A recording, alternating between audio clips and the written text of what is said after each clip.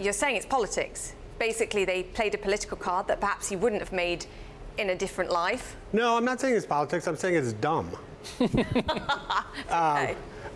We don't really know whether Trump picked up the phone and said, the president picked up the phone and said to the new antitrust chief, you know, go after AT&T because, go after that deal because I hate CNN so much, although he does hate CNN, and he is on record as being against the deal.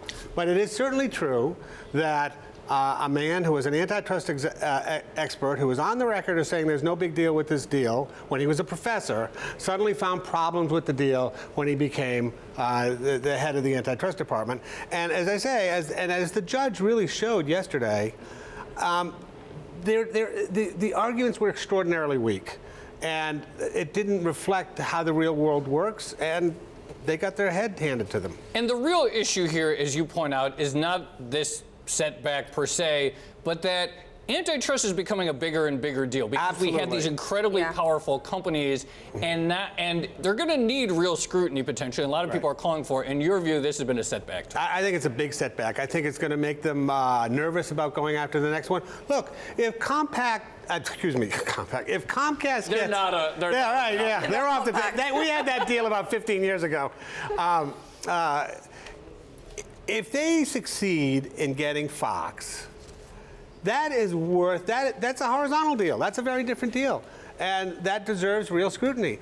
Out in Silicon Valley, you know, the next time Facebook wants to take over a company, that deserves real scrutiny. Yeah. All these healthcare mergers that are going to take place, that are going to actually integrate PBMs and so on, you know, those are much more difficult deals than AT&T, and Time Warner, which is basically, you know, in my opinion, the blind leading the blind. Now, Facebook buying, I don't know who they buy next, some app, is not necessarily going to be perfectly analogous to this deal, AT&T buying Time Warner, but is the setback big enough that it really harms those efforts, or is it just that they'll be gun-shy? Well, I think it's both. I mean, I think it's gun-shy, but the only way you're going to change, the only way you're going to be able to tackle big tech is the antitrust, the theory of antitrust has to start to change. Yeah. And it has to start to tighten. It's been really loose since Robert Bork wrote his famous book in 1978. And it needs to tighten, and the rules need to change. And the only way you can do that is to be aggressive in court and to say, you know, Your Honor, this goes under Section 2, as the way we used to define it, not the way that we're defining it right this minute.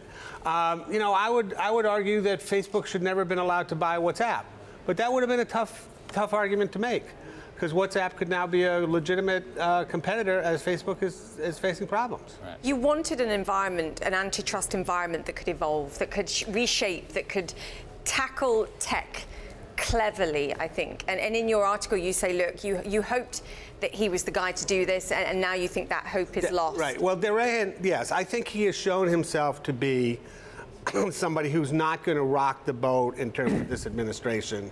And, you know, I just don't think he has I think he's hurt himself in terms of his ability to make tougher arguments because he made such a bad argument the first time out of the block. I guess that's how I would put it. And yet this administration has an issue with Amazon. So if you're tackling Amazon, then you've kind of got an administration that's on your side. So to make the same argument but in reverse, as far as Amazon is concerned, then maybe this is a good thing. No, it's not. It's a terrible thing. Because if he goes after Amazon, once again, he looks like he's doing the president's bidding instead of acting as an independent-minded antitrust. But there's an argument for going against it. I'm talking about on a relative strength of argument case. He has a far better chance of looking at the Amazon business and going, okay, we have a situation here, than looking at the AT&T and building a case there, which the judge was clear was bad. Right, but Amazon's a tough case to make. Amazon, I agree with you. They do a lot of things that have monopoly overtones, but it's a very tough case to make because that's a classic kind of case where we have to kind of change the rules of antitrust to do it. Yeah. And but I'm going to go back to what I just said because I think it's really important. If you go after Amazon as a member of the Justice Department, you look like you are carrying out Trump's revenge, and you look like you're ignoring the rule of law. Our entire capitalist system is built around the rule of law. And if you start to mess with the rule of law, and if you start to play this as it appears to be the actions of an autocrat that you're carrying out, you are destroying much of what's great about American business. So I think that's a real problem. So that's not a Del Rahim problem, that's a presidential problem. Well, it's a Del Rahim problem if he goes after Amazon because it looks like he's doing Trump's bidding.